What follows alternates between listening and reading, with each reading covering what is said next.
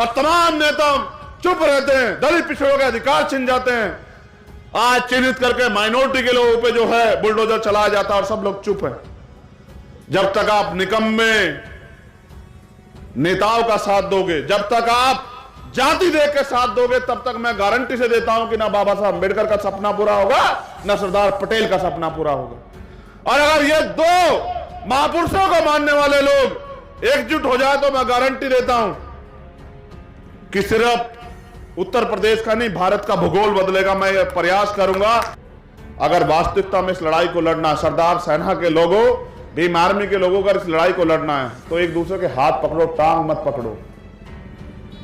आपकी एकता ही हमें ताकतवर बना सकती, वरना फिर एक मरेगा, दूसरा तमाशा देगा, फिर दूसरा मरेगा, तीसरा तमाशा देगा। ये खेल चलता रहेगा। आज बेरोजगारी, महंगाई, भ्रष्टाचार, तमाम सब चीजें जो है चल रही हैं, क्योंकि सब सत्ता के बदौलत है। आपके आने वाली पीढ़ियों का इस देश में क्या होगा? संविधान की रक्षा की बात करते हो, संविधान की रक्षा संसद से होगी। जैसे हमारे यहां कहते हैं भीम आर्मी के लोग, विजय या वीर गति, क्या तो हम जीत नहीं जाते या फिर हमें जो है बलिदान प्राप्त नहीं हो जाता, तब तक हमें लड़ना है। और हमारी लड़ाई उस विचार से है जो इस देश में कमजोर वर्ग के लोगों को अधिकारों से वंचित रखना चाहता है।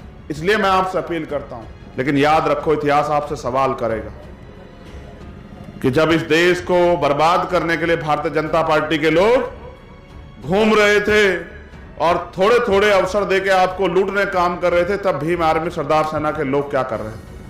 अगर तुम आपस में नहीं एकजुट हो पा रहे हो तो फिर क्यों उम्मीद करते हो कि समाज एकजुट हो जाए? तुम तो अगर नहीं हो ना, जो लोग टोपी लगाए, नीला गमछा पहने, आप तो नेता हो ना समाज के। अगर आप एकजुट नहीं हो तो समाज कैसे एकजुट हो जाएगा बताओ? और आप एकजुट नहीं होंगे, जो लोग विचारक हैं, प्रतिभावान हैं, लड़ना चाहते हैं, घर बार छोड़ के संघर्ष कर रहे हैं, वो एकजुट नहीं होंगे, तो आप बताओ। सरदार पटेल का एहसान है और मैं वादा करता हूं, मैं खुद सरदार पटेल का वंशज हूं। जब मैंने उनको जाना, पढ़ा, तब मुझे एहसास हुआ कितनी गंभीरता थी।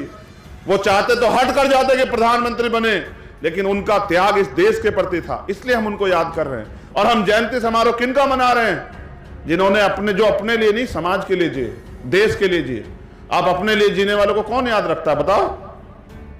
तो एहसान फरामोश समाज और व्यक्ति, देश पे कलंक होता है, समाज पे भी कलंक होता है। आप कलंक मत बनो। मैंने आपको लड़ना सिखाया, हर होने वाले अन्याय के खिलाफ लड़ो।